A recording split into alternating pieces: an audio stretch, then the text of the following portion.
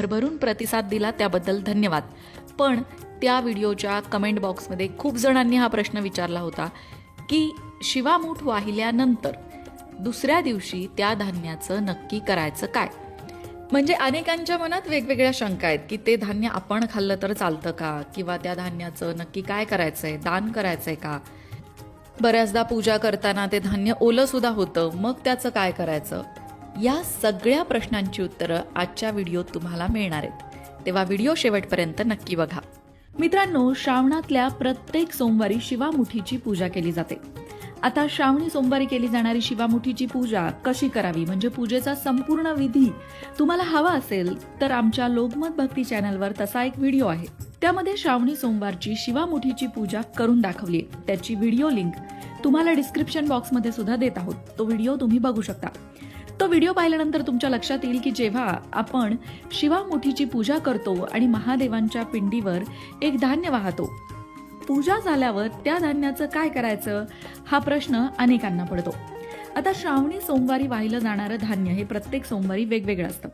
म्हणजे पहिल्या श्रावणी सोमवारी तांदूळ अर्पण केले जातात, दुसऱ्या श्रावणी सोमवारी तीळ अर्पण केले जातात, तिसऱ्या श्रावणी सोमवारी मूग अर्पण केले जातात, चौथ्या श्रावणी सोमवारी जवस अर्पण केला जातं आणि जर पाचवा श्रावणी सोमवार आलाच तर सातू अर्पण केला जातो. हे अर्पण करण्याची सुद्धा एक पद्धत आहे. मुठीमध्ये धान्य घेतलं जातं आणि महादेवांच्या पिंडीवर ते वाहिलं जातं. अशा साधारण 3 मुठी तांदूळ किंवा 3 मुठी धान्य तरी महादेवांच्या पिंडीवर अर्पण केलं जातं. प्रत्येक श्रावणी सोमवारी महिला वर्गाकडून ही पूजा केली जाते. नवीन लग्न झालेल्या मुलींसाठी तर ही पूजा खास असते, कारण या पूजेचा मूळ उद्देशच हा आहे की आपल्या घरामध्ये सुख समृद्धी यावी, त्याचबरोबर सासरच्या लोकांचे आपण आवडते व्हावेत, सासरी आपण चांगल्या प्रकारे रुळावं, म्हणून ही पूजा नवीन लग्न झालेल्या मुली करत असतात.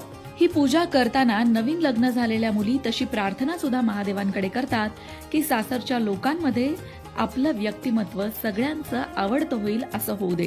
त्याचबरोबर ज्या महिलांच्या लग्नाला भरपूर वर्ष झाली आहेत त्या सुद्धा उद्यापन न करता ही पूजा करत राहतात आपल्या कुटुंबाच्या सुख समृद्धीसाठी. साधारणतः लग्न झाल्यानंतर 5 वर्ष ही पूजा करून मग त्याचं उद्यापन केलं जातं. पण अनेकांची श्रद्धा असते की या पूजेमुळे घरात सुख समृद्धी येते, घरातल्या समस्या दूर होतात आणि म्हणून अनेक महिला उद्यापन न करता सुद्धा ही पूजा करत असतात.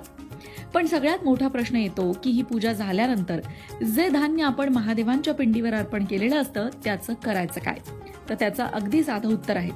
त्यामध्ये अजून थोडी भर घालून ते धान्य तुम्ही गरीब गरजू व्यक्तीला दान करा.